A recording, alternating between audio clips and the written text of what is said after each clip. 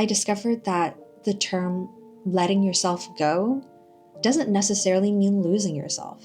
Sometimes it means that you're finally reclaiming who you actually are. I used to spend so much time and energy on creating the perfect image. The way I presented and carried myself, what I talked and did not talk about, my career, my Instagram feed. It was perfectionism, people pleasing, and seeking external approval to a T. And for a long time, it worked. I'd achieved a lot of my goals, and things looked exactly how I wanted. Perfect on the outside.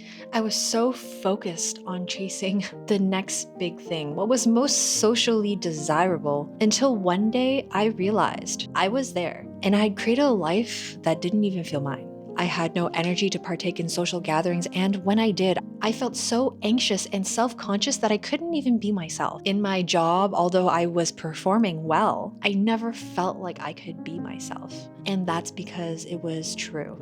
I had performed myself into a role where I would have to simply keep performing, and it was exhausting. If you haven't been here before, hi, my name is Dian. I'm a pharmacist, yoga teacher, and creative, sharing insights on health, healing, and creating a life that's true to you. Let's zoom into the term letting yourself go. Often used to shame, especially women, for an implied moral or social failing. Maybe this person is no longer living up to societal expectations in one way or another. Maybe it's conventional attractiveness, productivity, achievement. When I think about it, it's quite ridiculous, actually.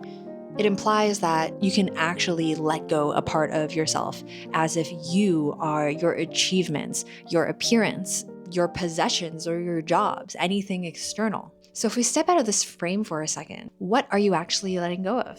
Maybe the gaze of others, your reliance on systems that profit off of your insecurity, identities rooted in external validation.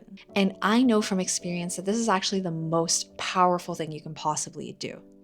A year ago, I quit the job. I stopped spending time with people who drain my energy. I stopped distracting myself with behaviors like buying and pretending things were okay when I actually was really unhappy where I was in life.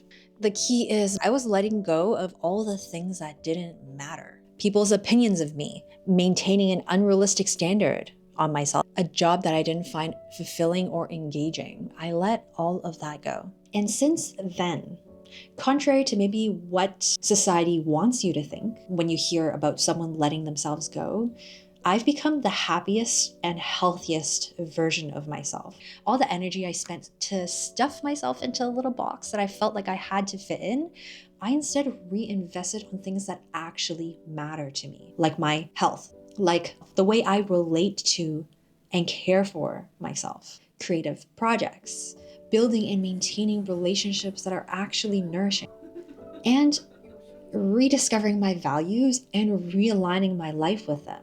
I discovered that letting yourself go doesn't necessarily mean losing yourself. Sometimes it means that you're finally reclaiming who you actually are. You might have seen my previous video about why I quit my job and how I plan to build my dream life. Although I've made some really exciting progress on quite a few of those goals, I've also noticed those goals shifting. Actually, for a while here, I got really hard on myself, and I was subconsciously not letting myself dream and look in a new direction.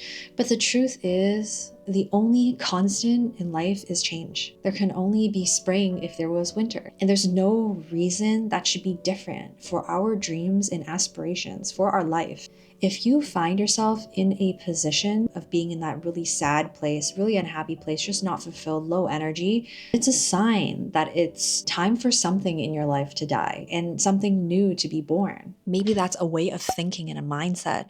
Maybe that's something tangible like a relationship or a commitment that you have in your life. And it's both possible and necessary to continue working towards your longer term goals while making space to dream and explore your curiosities. Ultimately, the key for me to releasing the need for external approval was in getting clear on my values and developing self-compassion. Practical ways that you can do this and referring to them in your day-to-day when you're making decisions, when you feel unsure about something. There are two tools I'm going to recommend. The first is the Think to Perform exercise. It took me 5 minutes to do yesterday. These were my top 5 in case you're curious, but it's super easy, super simple, and I think it's an amazing way to get clear on what your values are if you just want to get it done. If you're looking for more depth, more detail, I highly recommend the VIA strengths inventory, I think that's what it's called. I'm going to link it below. It provides so much interesting insight to understanding who you are. Also to evaluate whether you're in a place in life that is drawing and utilizing your strengths, because that is when we're the most happy. That is a major factor on whether or not we're fulfilled.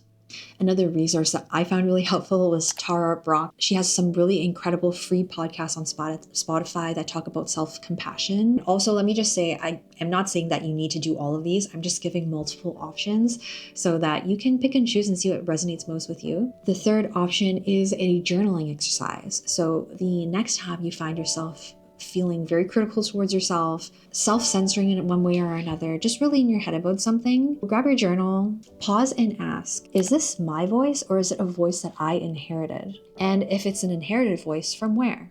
Was it a critical parent? Or that teacher that was never really supportive, or that mean girl from high school? This allows us to get mindful. We're often not taught how to skillfully work with our minds and can hold on to a lot of challenging patterns that are not serving us. So this allows us to bring it into awareness, and that is what initiates the process of transformation.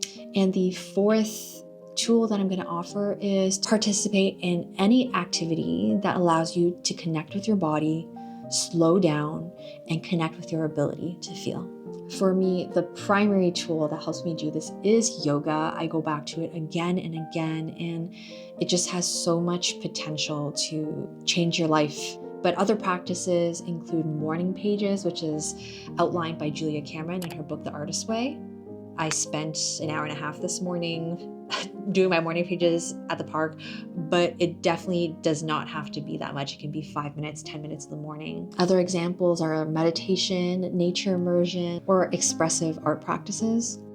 I want to take this term that's so often used to put ourselves and other people down, letting ourselves go, and reframe it into something that can be really beautiful. Letting go of what's not actually giving back to you, and instead reinvesting that energy into something that will grow and flourish into something that will enrich your life and bring you towards a direction of a life that feels true to you.